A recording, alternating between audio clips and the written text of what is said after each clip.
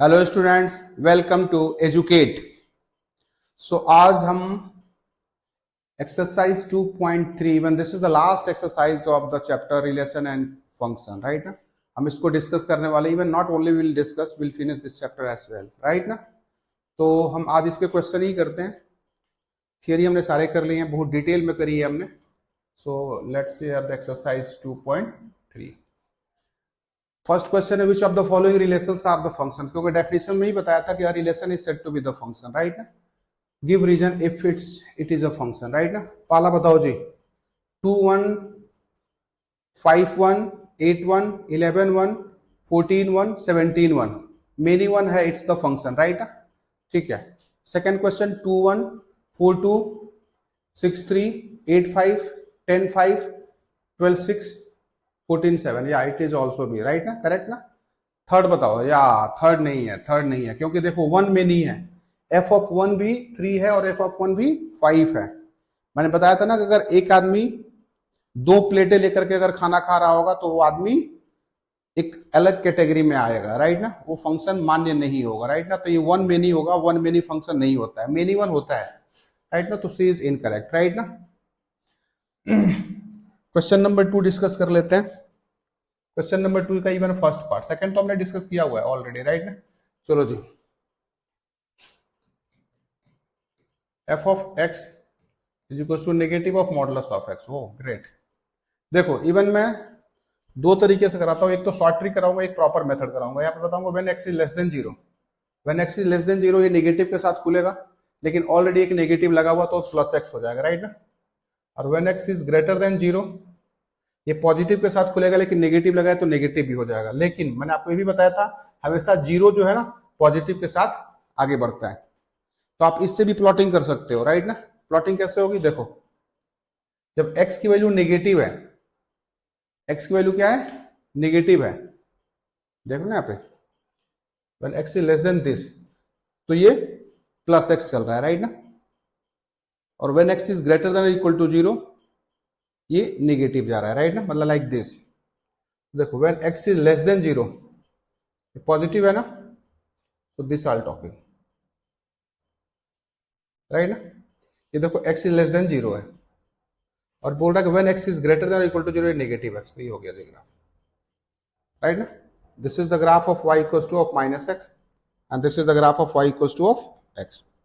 ये क्या है, x is less than of 0 and here is the x is greater than of 0, even x equals to 0, तो ये है, राइट ना। या दूसरा तरीका ये भी है कि आपको पता है सर ये आपने ग्राफ था y equals to modulus x की, ये ग्राफ थी हमारे पास y equals to modulus x, तो y equals to negative of modulus of x, मतलब यू से अगर y equals to f x की ग्राफ अगर आपको पता है तो y equals to minus f x की ग्राफ होती है basically nothing but the reflection on the x axis. What I am talking about, इसी की रिफ्लेक्शन ले लो एक्स एक्सिस पे, तो इसका जो रिफ्लेक्शन होगा, इसका रिफ्लेक्शन ये हो जाएगा और इसका रिफ्लेक्शन इधर हो जाएगा। So this is the graph. तो आप चाहे ऐसे आओ या ऐसे आओ, both are the same thing. हम इसको शॉर्टकट में, हम जेई में आईआईटी की क्लासेस में हम लोग बहुत उसको करते हैं, बट प्रॉपर वे में जाओगे तो आप ऐसे जाओगे, प्लॉटिंग करके देखना होगा, राइट ना। तो ठीक है, इसकी डोमेन देख लेते हैं। डोमेन तो पूरा इसने आर लिया हुआ है, बट जब रेंज की बात करेंगे ना, ये माइनस इन्फिनिटी से आ रही है बट इंक्लूडिंग 0 तक ही चल रहा है। I hope it's clear. Question number 2 का सेकेंड पार्ट हमने डिस्कस कर लिया था। Third is again the easier one. Function दे रखा है f of 0 f of 7, just you put it x is equal to values and you get this solution, right ना। Question 4th भी easy है, t के जगह वैल्यू डाल के निकालना होगा। क्वेश्चन 5th भी इजी है, you can find its very easily, right ना, राइट ना। आगे बढ़े, आसान है, कर लोगे आप इसको, राइट ना। आगे बढ़ते हैं।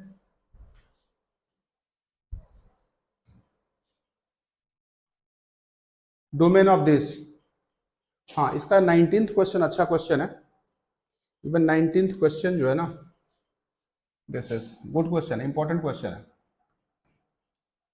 Example 19th is the good question. वैसे अगर ये लिखा है ना यहाँ पे, हम जब 12th क्लास में पढ़ेंगे तो एक रिलेशन होता है, इवन टाइप्स ऑफ रिलेशन होता है, उसमें रिफ्लेक्सिव, सिमेट्रिक और ट्रांजिटिव होता है, उसी के बारे में दिया हुआ है। पहला जो फर्स्ट पार्ट है ना वो रिफ्लेक्सिव है, सेकंड सिमेट्रिक है, जो थर्ड है वो ट्रांजिटिव है, हमने इसको शो करना है, राइट ना। देख लेते हैं, मैं इवन टॉपिक को उठा ही लेता हूं, राइट। अगर मैं कहूं कि कोई relation R on set R from R on set A, even इसको लिखना तो आप ऐसे लिख सकते हो, R from A to A, ये भी फॉर्मूले बुकलेट में लिखना। ये कॉन्सेप्ट है R from A to A या R on set A is set to be, पहला जी रिफ्लेक्सिव, क्या होता है, for every a belongs to capital A if it's giving a belongs to are, ये रिफ्लेक्सिव हो जाता है।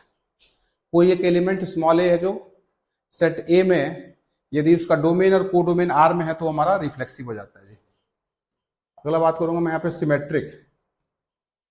सिमेट्रिक में क्या होता है, फॉर एवरी ए और बी, दो एलिमेंट्स है जो सेट ए में है, यदि ए बी आर में है तो रिजल्ट होगा बी ए बी आर में होगा, राइट ना। ये गिवन है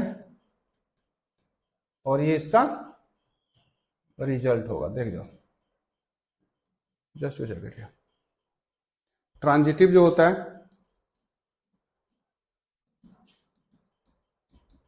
तीन एलिमेंट्स लेंगे ए बी एंड सी, ये ए में है, ए स्टैंड्स पर, यहां पे डोमेन की बात हो रही है, दिस इज, चाहो तो यहां पे डोमेन लिख सकते हो, ये भी डोमेन ले लेना, क्योंकि यहाँ पे एक्चुअली ए टू ए है ना, वी डोंट नो कि हम डोमेन से एलिमेंट ले रहे हैं या कोडोमेन से, तो ये किससे ले रहे हैं हम लोग, डोमेन से ले रहे हैं जी, ये याद रखना। ए बी सी तीन एलिमेंट जो डोमेन से ले रहे हैं, डोमेन मतलब मैंने बताया था तीर के पहले वाला, राइट ना, this I am talking, right this. देखो इसमें दो चीज दी हुई होती है, a b belongs to R दिया होता है and b c belongs to R दिया होता है, तो रिजल्ट प्रूफ करना होता है ए c belongs to are.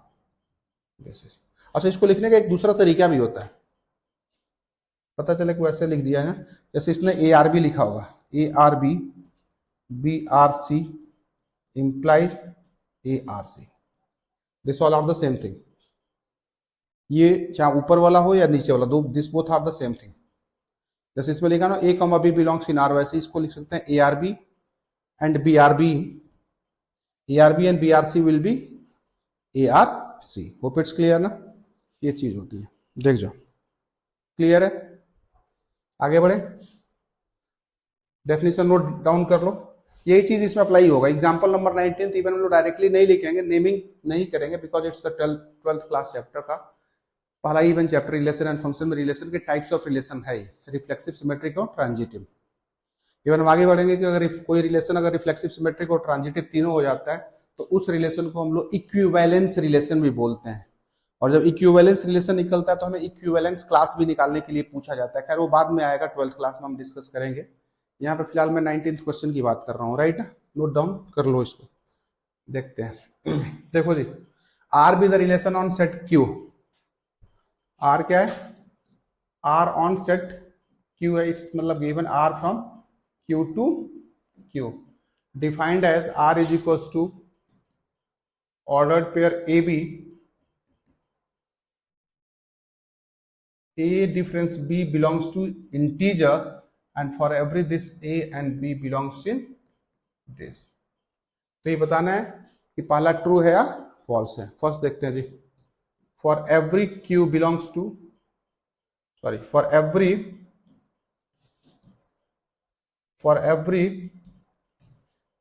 A belongs to Q, A minus A equals to null set zero ना, और A minus A equals to zero होता है जो कि इंटीजर होता है, राइट ना। तो यू से नाउ कि ए बिलोंग्स टू आर, ये ट्रू है जी। अरे ए को ए से अगर माइनस करते हो तो जीरो आता है, और आपको पता है सर जीरो जो है इंटीजर होता है, अगर जीरो इंटीजर है मतलब ए आर में बिलोंग करेगा, तो पहला स्टेटमेंट करेक्ट है। दूसरा दे रखा है यहाँ पे, अगर ए बी आर में है तो बी ए आर में होगा। देखो अगर ए बी आर में है इसका मतलब कि A difference B equals to integer है। एक काम करते हैं, इससे चाहो तो नेगेटिव कॉमन ले लोगे, या एक काम करो, हमें क्या दिखाना है, ए बी आर है तो बी ए आर में होगा, वो दिखाना है ना, ठीक है। वही ले लेते हैं, नेगेटिव कॉमन ले लो, p माइनस ए ना,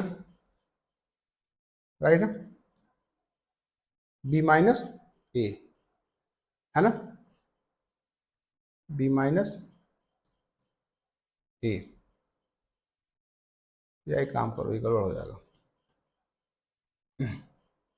लिखने में थोड़ा सा दिक्कत हो जाएगी। ए बी आर है तो बी ए को आर में दिखाना है, राइट ना। देखते हैं, बी ए अगर आर में होगा तो बी डिफरेंस ए, तो बी डिफरेंस ए को minus of a difference b लिख सकते हो ना। अरे माइनस कॉमन ले लिया, और आपको पता है कि ए डिफरेंस बी क्या होता है, जेड होता है, ठीक है। तो जेड में ये नेगेटिव जेड है, even negative Z positive Z this entirely will be the Z, it's the Z only, right ना। तो अगर ए बी आर में है तो बी ए बी आर में क्या होगा, होगा, इट्स ट्रू, राइट ना। अगर ए बी इंटीजर है तो b a b R, example में देखो, अगर 2 माइनस 5 इंटीजर है तो 5 माइनस 2 भी तो इंटीजर ही होता है, तो वही चीज इसमें मैंने लिखी हुई है, राइट ना। So it's the second statement is again true, right ना। थर्ड भी देख लेते हैं, देखो ए बी आर में है, सॉरी इट्स सेइंग, देखो ए बी आर में है, मतलब आप कह सकते हो कि A difference B equals to Z. यहां पे बोल रहा है कि बी सी आर में है, मतलब होता है B difference C equals to Z. हमें क्या दिखानी है, ए सी ना, A C equals to A minus C ना, ए माइनस सी को लिख सकते हो A minus B plus B minus C, A minus B equals to Z plus Z, two Z which is also be a Z. अरे Z plus Z भी तो Z ही होता है, इवन टू जेड भी लिखना मतलब जेड ही होता है। अरे 2 प्लस 2 4 हो गया है ना, या 2 टाइम्स 2, लेकिन 2 टाइम्स 2 जो भी लिख रहे होते हैं वो ये क्या है, जेड ही तो है, इंटीजर ही तो है। तो आप ये कह सकते हो ये स्टेटमेंट भी क्या है, करेक्ट है।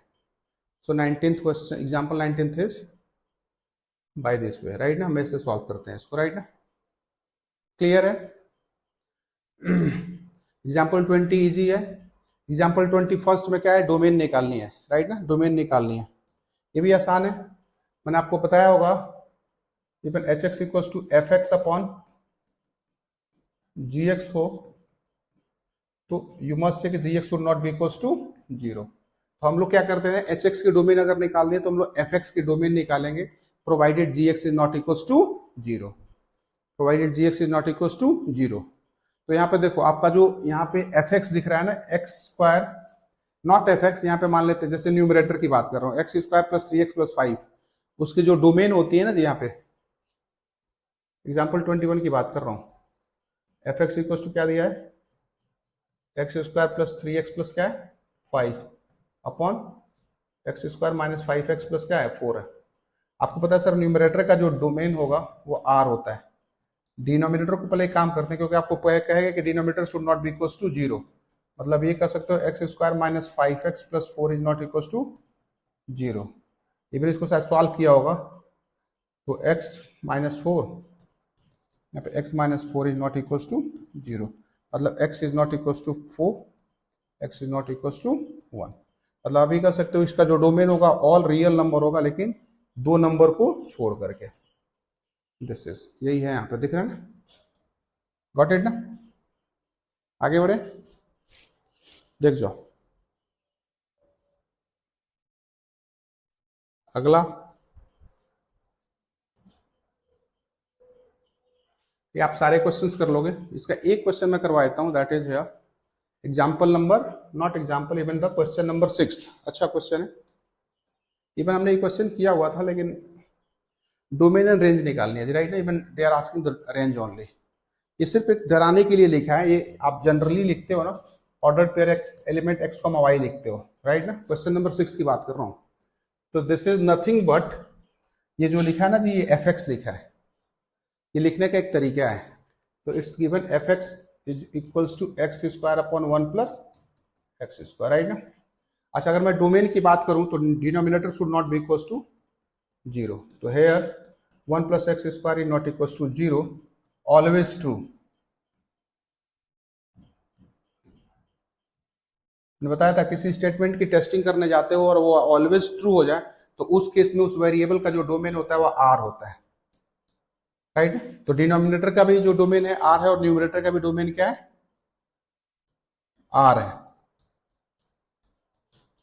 तो आप ये कर सकते हो कि एफ एक्स का जो डोमेन होगा वो आर हो जाएगा। आई होप इट्स क्लियर ना। ठीक है, आगे बढ़ते हैं रेंज निकालने के लिए। रेंज में क्या करते हैं हम लोग, इसको y मान लेते हैं। तो y equals to it's x square upon 1 plus x square ना। मैंने बताया था डोमेन में क्या होता है, set of values of x for which y is real, but range में set of values of y for which x is real. तो यहाँ पे x y के टर्म, y x के टर्म्स में, तो हम x को y के टर्म्स में लिखेंगे। तो y plus y x square equals to x square, cross multiply कर दिया जी मैंने। Even y equals to, I will say this is x square minus y x square लिखोगे ना। Even y equals to here 1 minus y times of x square. यहाँ पे x square equals to कितना हो जाएगा, y upon 1 minus y. Even x is equals to root में y upon 1 minus y. I hope it's clear. दिख गया ना, दिख गया ना। देखो अब इससे हमें y की वैल्यू निकालनी है, x y के फॉर्म में रिप्लेस हो चुका है। तो मैंने बताया था here is y upon 1 minus y should be greater than और इक्वल टू 0, राइट ना। अब इस इनइक्वालिटी को सॉल्व करने के लिए पता है क्या करना होगा, वॉट एवर द जीरोज ना, just you equate to be zero and you put it that zeros on the number line in descending order. तो न्यूमरेटर में y है तो y इक्वल्स टू 0, मतलब एक जीरो आ गया, एक सोल्यूशन ऑफ y क्या हो गया, जीरो हो गया। डिनोमिनेटर में 1 माइनस y है, इसको भी इक्वेट टू 0 करो। अगर इसको इक्वेट टू 0 करोगे तो y इक्वल्स टू 1 आएगा, उसको भी ऑन नंबर लाइन पे आप रख दो। Hope it's clear. अब आप, ये माइनस इन्फिनिटी है, ये प्लस इन्फिनिटी है, हमें रिजल्ट आना कि इसकी जो वैल्यू है ना, जीरो या जीरो से क्या होना चाहिए, बड़ा होना चाहिए। अच्छा बताया था हमने डिनोमिनेटर में 1 कभी नहीं ले सकते, इसलिए इसको ओपन बॉल दे दो। इवन ये जो जीरो है ना इनक्लोज्ड होगा, पूछो क्यों। When I'll put it y is equals to 0 ना, when I'll put it y is equals to 0, so 0 upon something will be 0 and 0 is greater than or equal to 0 will be the true statement। तो 0 included होगा, 1 excluded होगा। आप देख लो, अगर जैसे ही आप यहाँ पे 1 रखते हैं तो 1 माइनस 1 0 हो जाता है, तो समथिंग अपॉन 0 नॉट डिफाइंड, इसलिए 1 excluded हो गया। ठीक है, अब बताना कि ये जो वैल्यूज है ना जी वो पॉजिटिव होना चाहिए। देख लेते हैं पॉजिटिव आता है कि नहीं आता है। 1 से बड़ा कोई एक नंबर ले लो, अगर 1 से बड़ा कोई एक नंबर ले लो, let it be, I will put it 2। अगर 2 लूंगा तो 2 अपॉन 1 माइनस 2 नेगेटिव आ जाएगा, राइट ना। हमें लाना पॉजिटिव है, मतलब ये तो हमें ये नहीं होगा, राइट ना। 0 से 1 के बीच में 0.5 रखो, या 0.5 रखने पे पॉजिटिव आ रहा है, आई थिंक यही होगा, राइट ना। इधर देख लेते हैं, -1 रख लो, -1 रखोगे तो यहाँ पे -1 अपॉन 1 प्लस 1 2 हो जाएगा, राइट ना। नेगेटिव आ जा रहा है तो ये भी नहीं होगा, राइट ना। तो आंसर क्या आ जाएगा हमारे पास, ये आंसर हो जाएगा जी, दिस इज। मतलब आप ये कहोगे कि y belongs from close interval 0 से open interval of 1, this is the answer. Check कर लो, देख जाओ, राइट ना। निकालने का ये तरीका है। इवन हम लोग आगे जब हम IIT वगैरह के लिए करते हैं ना, हम लोग वेवी कर्व से भी कर लेते हैं इसको, राइट ना, वेवी कर्व से भी करते हैं। बट फिलहाल आपको यही जानना होगा, आप वैल्यू पुट करके देख लो जी। मैं क्या बताया हूं कि जो भी इनइक्वालिटीज है ना जी, जब भी हम लोग इनइक्वालिटीज के क्वेश्चन सॉल्व करना होगा, so what ever the terms in numerator and denominator na, you equate each term to be equals to 0 and you get the values of that variable। जब उस वेरिएबल के जीरोज निकाल लोगे, उस zeros को number line पे ascending order में रख लेना। रखने के बाद आप ये देख लेना कि किस वैल्यू के लिए एक्सेप्टेबल है, किस वैल्यू के लिए एक्सेप्टेबल नहीं है, राइट ना। जैसे यहाँ पे ये लाना था कि पूरे इंटायरली की वैल्यू क्या होना चाहिए, 0 या 0 से बड़ी होना चाहिए। तो अगर मैं y के जगह पे 0 रखा था तो आपको पता है sir 0 upon something, even 0 upon 1 हो जाएगा। 0 upon 1 is equal to 0 and 0 is greater than और इक्वल टू 0 ट्रू होता है। अरे 0 0 के बराबर तो होता ही है। मैंने पिछले क्लास में कहा था अगर इनइक्वालिटी में एक स्टेटमेंट भी ट्रू होता है तो हम लोग दोनों स्टेटमेंट को ट्रू मान लेते हैं, राइट ना। तो यहाँ पे 0 इंक्लूडिंग होगा बट 1 एक्सक्लूडिंग होगा। आप देख भी सकते हो, when I'll put it 1 in denominator, no 1 minus 1 will be 0, तो समथिंग अपॉन 0 क्या हो जाता है, नॉट डिफाइंड, इसलिए 1 एक्सक्लूडेड हो गया। अब आप 1 से राइट साइड में, मतलब 1 से पॉजिटिव वैल्यू देख लो, 1 से बड़े वैल्यू को डाल करके चेक करो, 0 से छोटी वैल्यू डाल के चेक करो, और 0 से 1 के बीच में वैल्यू डाल के चेक किया तो पॉजिटिव सिर्फ यहीं पे आया। हमें लाना क्या है, पॉजिटिव लाना, तो आ गया जी आंसर। दिख गया, आगे बढ़े, देख जाओ, आगे बढ़े ना, ठीक है।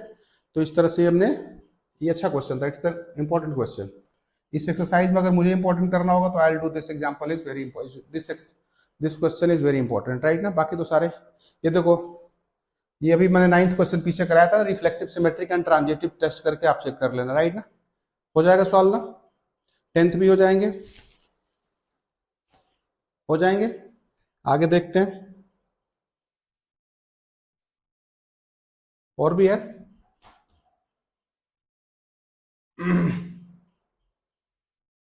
F is the subset of Z cross Z, ये भी चेक करना है, राइट ना। ठीक है, ये भी हो जाएगा। Question 12th, A is equal to this है F from A to N, be defined as Fn equal to highest prime factors of N, find the range of N। बताओ बताओ, हो जाएगा सॉल्व, हो जाएंगे ना। ठीक है, चलो, तो आज इस तरह से हमने फंक्शन को कंप्लीट कर लिया, राइट ना। हमने फंक्शंस को कंप्लीट कर लिया। हम अगली क्लास में will start the new topic and that is very important topic. जैसे मैंने आपको बताया रिलेशन फंक्शन इंपॉर्टेंट होता है। इसके बाद अगला जो हमारा चैप्टर होगा ट्रिग्नोमेट्री, हम लोग अगली क्लास में ट्रिग्नोमेट्री स्टार्ट करेंगे। क्लियर है? चलो, all the very best. Thank you team educate.